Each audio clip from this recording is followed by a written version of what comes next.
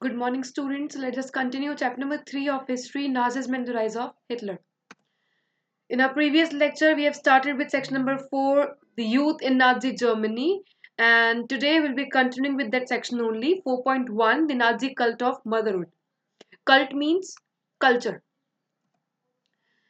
Hitler did not believe in the equality of main and women. Hitler एक तरह से discrimination, racial discrimination तो करते ही थे, वो जेंडर इनइक्वालिटी पे भी बिलीव करते थे। वो फीमेल और मेल्स के बीच में क्या करते थे, डिस्क्रिमिनेशन करते थे। मेल अलग है, फीमेल्स अलग है, मेल्स का रोल अलग है, फीमेल्स का रोल अलग है। तो एक तरह से हिटलर की कंट्रोल में, हिटलर के राज में फीमेल्स और मेन में किसी भी तरह की इक्वालिटी नहीं है। There was a kind of discrimination between men and women. In Nazi Germany, women were radically different from men.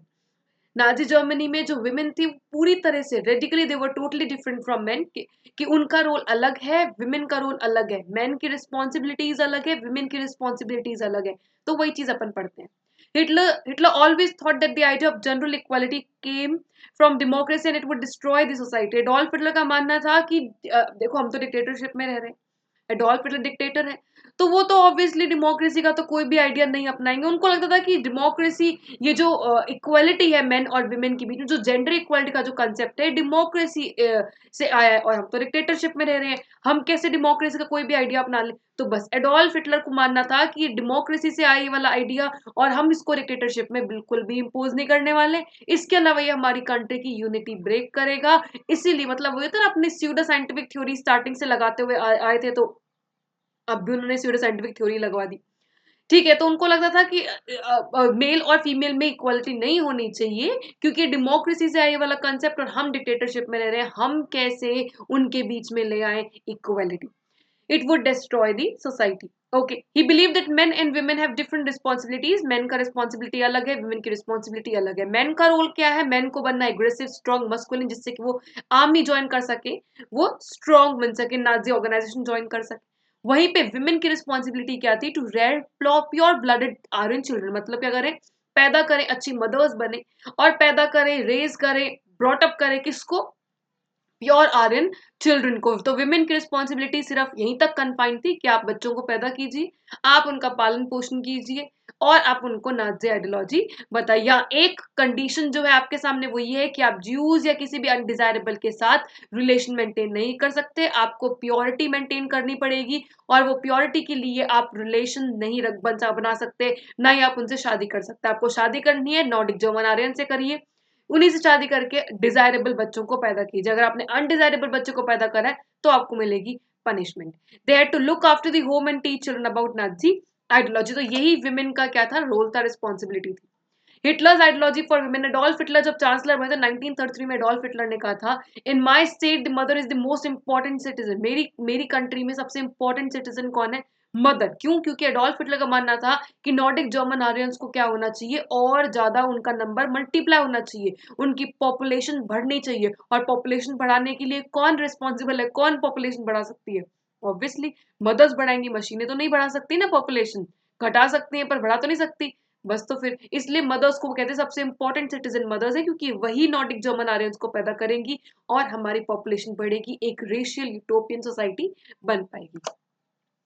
But this doesn't mean that all women in Nazi Germany were treated equally. जरूरी नहीं है कि हर desirable women, हर Nordic German Aryan जो औरतें होती हैं, जो women थी, उनके साथ सेम ट्रीटमेंट होता था। Women who bore racially undesirable children were punished. वो औरतें जो रेशियली अनडिजायरेबल बच्चे, जो नॉर्डिक जर्मन आर्यंस की तरह नहीं दिखते थे, वैसे अगर बच्चे पैदा करती तो उनको पनिशमेंट दी जाती थी। आप पूछेंगे कैसी पनिशमेंट, आगे देखते हैं। दोज, और वहीं पे जो women डिजायरेबल बच्चे पैदा करती थी उनको अवार्ड दिया जाता था। अवार्ड कैसे मिलता था, उनको अच्छा ट्रीटमेंट दिया जाता था हॉस्पिटल्स में, उनको डिस्काउंट्स दिए जाते थे शॉप्स में, थिएटर टिकट्स में, रेलवे फेयर्स में, तो उनको काफी ज्यादा अवार्ड दिए जाते थे। इसके अलावा उनको काफी ज्यादा मेडल्स भी दिए जाते थे, ऑनर क्रॉसेस मिलते थे बच्चों को। मतलब एनकरेज किया जाता था विमेन को कि वो ज्यादा से ज्यादा बच्चे पैदा करें। कहा है ना मैंने, एडोल्फ हिटलर का मानना था कि क्या होनी चाहिए, मल्टीप्लाई होना चाहिए नंबर, पॉपुलेशन मल्टीप्लाई होनी चाहिए। तो बस इसीलिए वो मेडल्स दिया करते थे। अगर 4 डिजायरेबल बच्चे अगर किसी विमेन ने पैदा करे हैं तो उसको ब्रॉन्ज मेडल मिलता था, 6 करे हैं तो सिल्वर मिलता था, और 8 या 8 ज्यादा करे हैं तो उसको गोल्ड मिलता था। तो विमेन को एनकरेज किया जाता था कि वो ज्यादा से ज्यादा नॉर्डिक जर्मन आर्यंस को पैदा करे, ज्यादा से ज्यादा वो डिजायरेबल बच्चों को पैदा करे, उनको अलग अलग अवार्ड दिए जाते थे, इस तरह के अवार्ड मिलते थे, उनको डिस्काउंट्स दिया जाता था, डिस्काउंट मिलते थे, उनको अच्छा ट्रीटमेंट मिलता था हॉस्पिटल में। वहीं पे अगर कोई विमेन अनडिजायरेबल बच्चों को पैदा करती तो उसका अलग ही हाल होता, उसको पनिशमेंट दी जाती थी। तो देखो पनिशमेंट क्या होती है, अगर कोई भी विमेन देखो पोल्स, रशियंस या फिर ज्यूज के साथ रिलेशन मेंटेन करती या उनसे शादी करती या उनकी शादी करके एक अनडिजायरेबल बच्चे को पैदा करती तो उनको पनिशमेंट मिलती थी। पनिशमेंट कैसी मिलती थी, पहले तो उनकी पूरे गले के अराउंड एक प्लकार्ड को हैंग करके घूमते थे।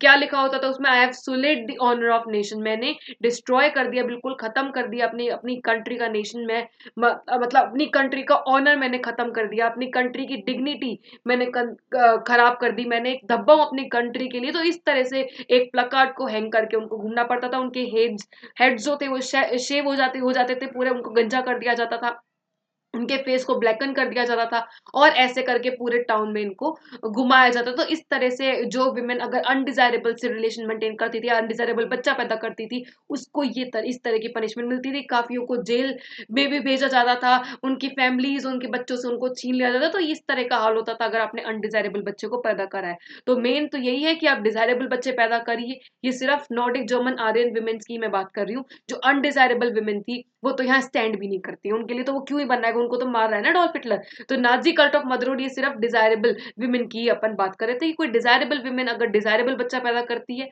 तो बहुत ही अच्छा है, नहीं करती है तो पनिशमेंट मिलेगी। तो इस तरह से है, ये टॉपिक था अपना नाजी कल्ट ऑफ मदरहुड की औरतों के साथ, विमेन के साथ वहां पे किस तरह का बिहेव रखते थे। अगर आपने डिजायरेबल करा है तो बहुत अच्छी बात है, हर जगह आपको एडवांटेज मिलेगा, अगर आपने अनडिजायरेबल करा है तो आपको हर जगह डिसएडवांटेज मिलेगा। इसी टॉपिक का लास्ट सेक्शन अपना द आर्ट ऑफ इसी सेक्शन का लास्ट टॉपिक है अपना द आर्ट ऑफ प्रोपेगेंडा।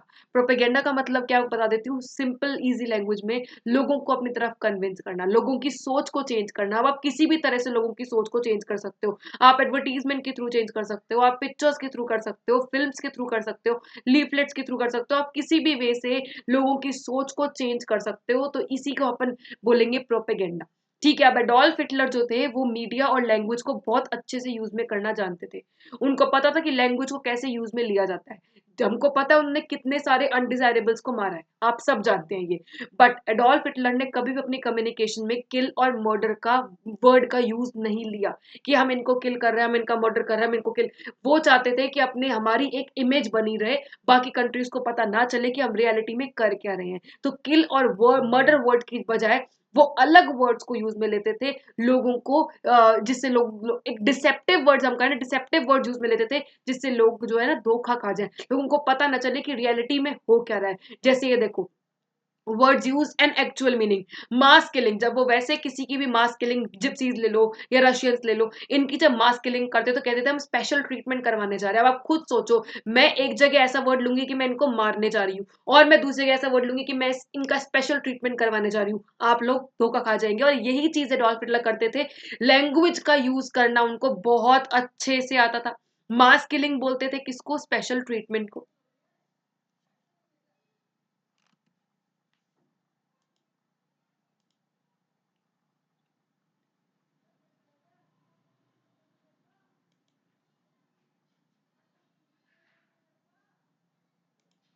हाँ जी, मास किलिंग वर्ड का वो यूज में लेते थे जब मास किलिंग करते थे, और वर्ड यूज में लेते थे स्पेशल ट्रीटमेंट। मैं एक जगह बोलूँ कि मैं स्पेशल ट्रीटमेंट करवाने जा रही हूँ तो आप लोग कंफ्यूज हो गए, बस यही चीज होती थी। जब वो क्रिपल्ड को मारते तो कहते थे हम यूथनेशिया प्रोग्राम ने ऑर्गेनाइज करा है, इन लोगों की इच्छाओं से इनकी मृत्यु की जा रही है, मतलब इनकी इनकी डिजायर से इनकी हम डेथ कर रहे हैं। ये लोग इतने पेन में, क्रिपल्ड मतलब वही ना, फिजिकली और मेंटली डिसेबल्ड जो होते हैं, तो लोगों को, कई लोग ऐसे होते हैं जिनको जिनको इस पेन से रिलीफ चाहिए होता है कि भाई मैं और नहीं सह सकता।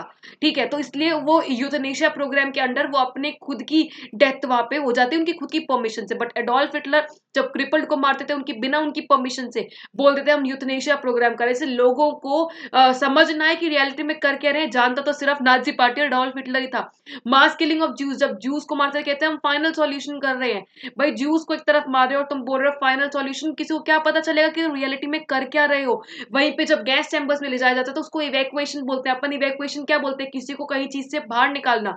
अगर कहीं आग लगी हुई है वहां से इवैक्यूएट करना, यहाँ पे जब गैस चैम्बर्स लेके जाते हैं, कहते हैं हम इनको इवैक्यूएट कर रहे हैं, इनको इवैक्यूएशन में लेके इवैक्यूएशन कर रहे हैं इनका। वहीं पे गैस चैम्बर्स को बोलते थे डिसइंफेक्शन एरियाज, एक ऐसा एरिया जो आपके इन्फेक्शन को रिमूव कर देगा। अगर आप ऐसे ऐसे वर्ड्स यूज में लोगे, मतलब करना कुछ है, बोलना कुछ है, राइट? तो अगर आप इस तरह से वर्ड्स को यूज में लोगे, तो लोग तो ऐसे डिसेप्टिव वर्ड्स को यूज में लोगे, तो लोग तो धोखा खा ही जाएंगे ना। लोगों को तो लगेगा कि रियलिटी ऐसी नहीं है, मार रहे हो आप, बट अगर आप ऐसे कैसे वर्ड यूज में लोगे, तो इससे अपनी इमेज बनाने के लिए इस तरह का प्रोपेगेंडा वो यूज में लेते थे।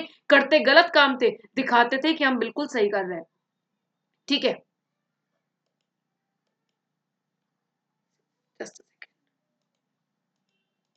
हाँ जी, इसके अलावा यही नहीं, स्टूडेंट्स गैस चैम्बर को डिसइंफेक्शन एरियाज तो बोलते थे, बट गैस चैम्बर्स अगर आप कोई नॉर्मल इंडिविजुअल भी देखे ना, तो वो कैसे दिखते थे? बाथरूम की तरह दिखते थे। ये आप देख रहे हो शावर हेड्स, ऐसे ये फेक शावर हेड्स लगा के यहाँ पे इसको गैस चैम्बर बना रखा था, जबकि ये फेक होते थे। रियलिटी तो आपको पता है, साइक्लोन बी का एक्सपोजर होता था, वही पॉइजनस गैस एक्सपोजर होता था। मतलब कोई जीव जा रहा है, जिप्स जा रहा है, वहां जाते हुए भी उनको ऐसा लगता था कि यार बाथरूम में कुछ करवाने आएंगे, उनको वहां पर जाते तक भी पता नहीं चलता था कि रियलिटी क्या है। ये शावर हेड समझ के तो कोई इंसान भी समझेगा ना कि बाथरूम में हमको नहलाने लेकर आए हैं, ऐसा नहीं होता था। गैस को एक्सपोज कर देते थे और लोग वहीं के वहीं मर जाते। तो इस तरह का प्रोपेगेंडा यूज में लिया जाता था। करना कुछ और है, दिखाना कुछ और है, यही चीज प्रोपेगेंडा। इसलिए प्रोपेगेंडा वर्ड को ना अब काफी लोग गलत भी मानते हैं। मीडिया, इसके अलावा मीडिया ही नहीं, स्टूडेंट्स मीडिया को बहुत केयरफुली वो यूज में लेते थे। अब आप लोगों को पता है, वो हर जगह उनकी आइडियोलॉजी क्या थी कि अपने आप को तो सुपीरियर दिखाना, अपने आप को तो मसीहा दिखाना, कि नाजी पार्टी सारी प्रॉब्लम को सॉल्व करेगी। वहीं पे सारे के सारे जो एनिमीज है, उनके उनके लिए सारे लोगों का हेट्रेड कैसे लेकर आए, एग्रेशन कैसे लेकर आए, यही चीज, इस चीज को भी उन्होंने बहुत अच्छे से करा। Visual images, films, radio, posters, sketch, slogans और लीफलेट्स को यूज में लिया। लीफलेट स्टूडेंट्स क्या होते हैं? लीफलेट्स होते हैं पैम्पलेट्स। लीफलेट्स होते हैं पैम्पलेट्स, देखो। इस तरह का एक लीफलेट आपकी बुक में दे रखा है, मतलब जो आपको फ्री में नहीं पड़ जाते, पिंक येलो कलर के रिक्शे वाला भैया आता है घर के बाहर, ऐसे ऐसे बांट के चलाता है, वही चीज लीफलेट होती है। तो इन सबको यूज में लेते थे एडोल्फ हिटलर अपनी आइडियोलॉजी बताने के लिए, लोगों का माइंडसेट चेंज करने के लिए, लोगों की सोच बदलने के लिए। एक लीफलेट आपकी बुक में भी दे रखा है, German farmer you belong to Hitler why. जो भी सारे जर्मन फार्मर है, वो किसको बिलोंग करते हैं? हिटलर को बिलोंग करते हैं। German farmer stands in between two dangers today. German farmer जो है वो दो बड़े बड़े डेंजर के सामने अभी खड़ा है। कौन कौन से डेंजर देखो? The one danger, American economic system, big capitalism, मतलब जिस इंडिविजुअल के पास कैपिटल है, उस वो इसी के वही सबसे पैसे वाला है, वही सबसे सुपीरियर है, ठीक है। जिसके पास कैपिटल नहीं, इसके पास पैसा नहीं है, वो नहीं है। फिर द अदर इज मार्क्सिस्ट। अब अपन रशियन रेवोल्यूशन पढ़ेंगे, कार्ल मार्क्स के बारे में। तो Marxist economic system of Bolshevism. Big capitalism and Bolshevism work hand in hand. They are born of Jewish thought and serve the master plan of world Jewry, who alone can rescue the farmer from these dangers, national socialism। तो Adolf Hitler किस तरह से बता देते, कहते थे farmers जो भी है, सारे जर्मन फार्मर्स, वो मेरे को बिलोंग करते हैं। क्यों करते हैं? क्योंकि आज के टाइम पे जर्मन फार्मर दो बड़े बड़े प्रॉब्लम के सामने। दो बड़ी बड़ी प्रॉब्लम क्या है? एक तो प्रॉब्लम है आपकी बिग कैपिटलिज्म, अमेरिका वाली प्रॉब्लम है, ठीक है, बिग कैपिटलिज्म, और दूसरा है बोल्शेविज्म। ये दोनों बड़े बड़े खतरे हैं जो आपके सामने मंडरा रहे हैं। इन दोनों को क्या करा? यूएसए और रशिया दोनों के ही जो आइडियाज थे, आइडियोलॉजीज थी, उनको बता दिया, सबसे गलत बता दिया। इसके अलावा यहाँ पे जूइश कंसेप्ट और जोड़ दे कि ये सब किसके ख्यालात के? जूइश थॉट से, बिलीफ, जूइश थॉट से रिलेशन रखते हैं ये। तो ये ज्यूज को भी इन्होंने इन्वॉल्व कर दिया। तो एक तरह से इन तीनों को ही बोल दे कि हाथ मिला के चलते हैं, ये जूइश थॉट से हैं, ये तीनों गलत हैं, और ये आपको बड़े बड़े डेंजर में आपको खड़ा कर सकता है। अब इन सारी मुसीबतों से आपको कौन निकालेगा? कौन निकालेगा? National socialism, Nazi party, national socialist German workers party. बस इस तरह से ऐसे ऐसे लीफलेट बांटा करते थे, जिससे लोग कंफ्यूज हो जाए कि है क्या, क्या नहीं है। भाई अगर हमको, हाँ सही बात है, हम इतने बड़े बड़े डेंजर में खड़े, तो हमको कौन बचाएगा? इससे हमको बचाएगा Nazi party. In posters, groups identified as enemies of German were stereotyped, mocked, abused and described as evil. जो भी सारे एनिमीज होते थे, उनको इविल बताया जाता था, उनको कैटेगराइज करा जाता था, उनको अब्यूज करा जाता था। उनको सोशलिस्ट, जो भी लिबरल्स होते थे, जो वे हमारे पब्लिक के सपोर्टर्स होते थे उनको बोलते थे को ये फॉरेन एजेंट्स हैं, अगर आप इनको सपोर्ट करोगे तो ये आपको सारी फॉरेन कंट्रीज से रिलेशन इनका है, वहां वहां बेच देंगे। तो इस तरह से ये बताया करते थे और ये पोस्टर्स इमेजेस इनका यूज में लेते थे। अब कोई भी इनके अगेंस्ट तो जा नहीं सकता था, तो कैसे ना कैसे करके लोगों की सोच को चेंज करा करते थे। इसके अलावा propaganda films were made to create hatred for Jews. The most infamous film was the eternal Jew. आप ये देख सकते हो इस फिल्म में, इस फिल्म के इस तरह के पोस्टर्स है जूस के अमंग हेट्रेड, लोगों का हेट्रेड जगाने के लिए कि जूस को हेट करने लग जाए लोग, तो वो क्या करते थे, अलग अलग फिल्म बनाते थे। उसमें से एक फिल्म है द एटर्नल जू। इसमें दिखाया गया है कि जूस जो है उनके ऐसी हुक नोज है, ऐसे बड़ी बड़ी बियर्ड है, कफ्तान पहने हुए बिल्कुल शैतान की तरह दिखते हैं। आप ये देखो, ये इमेज से आप क्या पहचान सकते हो, इस इमेज से क्या दिख रहा है आपको, कि हम डर जाएंगे। ऐसे दिखाते थे कि जूस जो है ये बहुत डरावने हैं, शैतान है, ये मनी लेंडर्स हैं, आपको खा जाएंगे, इन्होंने जीसस क्राइस्ट को ही मार दिया तो ये आपको ही मार देंगे, ये पैसों के लिए कुछ भी कर जाएंगे। तो इस तरह से अगर आप फिल्म्स और पोस्टर्स दिखाओगे तो लोगों का माइंडसेट तो चेंज होगा ही। देवर रेफर्ड एज वर्मिन, इनको कीड़े मकोड़े की तरह बोलते थे। वर्म है, रेड्स है, ये पेस्ट हैं। The movement were compare to those of rodents, इनको इनकी मूवमेंट भी रोडेंट्स की तरह है, जो कुतरने वाले एनिमल्स होते हैं रेड जैसे, इनकी मूवमेंट भी इस तरह की है। ये भी एक और इमेज आप पोस्टर दिया हुआ है आपकी बुक में कि ये तब तक पैसे लेते रहेंगे आपसे, पैसे लूटते रहेंगे, जू है, ठीक है, दिखा रखा है, ऐसे होते नहीं थे रियलिटी में। ये तब तक आपसे पैसे लेते रहेंगे जब तक ये इतने बड़े से सैक में गोल्ड के या पैसे के सैक के ऊपर नहीं बैठ जाए ऐसे मोटा होके, ये तब तक पैसे लेते रहेंगे, इनका मनी ही इनका पैसा है, कुछ भी कर लेंगे पैसों के लिए। इस तरह से दिखाया जाता था। Nazis worked on the minds of people, tap their emotions and turn their hatred and anger to at those marked as undesirable. Nazi पार्टियां करती थी, लोगों के दिमाग पे वर्क करती थी, उनके इमोशंस पे वर्क करती थी, उनके इमोशंस उनके दिमाग को अटैक करती थी, जिससे लोगों का माइंडसेट क्या हो जाए, चेंज हो जाए, जो भी सारे अनडिजायरेबल्स हैं उनकी तरफ हेट्रेड और एंगर जनरेट हो जाए लोगों का। The Nazi made equal effort to appeal to all the different sections of population. They sought to win the support by suggesting that Nazi इन सारी सारी की सारी प्रॉब्लम, जैसे मैं आपको लीफलेट दिखाया, इन सारी प्रॉब्लम से आपको कौन बचाएगा, हर जगह ये चीज बताते थे कि अडोल्फ हिटलर का मसीहा है, वही आपको सारी की सारी प्रॉब्लम से बचाएगा। तो इस तरह से अडोल्फ नाजी पार्टी जो है वो अपने प्रोपेगेंडास को यूज में लेती थी। So that's it for today, students. I hope you understood, and still if you have another query, feel free to ask me. Okay, now students, there are certain questions that I want to ask you. You have to tell me the answers of these questions in the comments. First question जो मैंने आज आपको topic पढ़ा है उसी से related है, ठीक है। Women who bore desirable children, women who bore racially desirable children were given dash or were dash, ठीक है। Next question, women who bore racially undesirable children were dash, उनके साथ क्या होता था। Second question. Third, was there any kind of equality between men and women in Nazi Germany? Yes or no? Okay, third question. Fourth question. Did Nazi party used words like kill or murder in their business communication? Yes or no? Last question.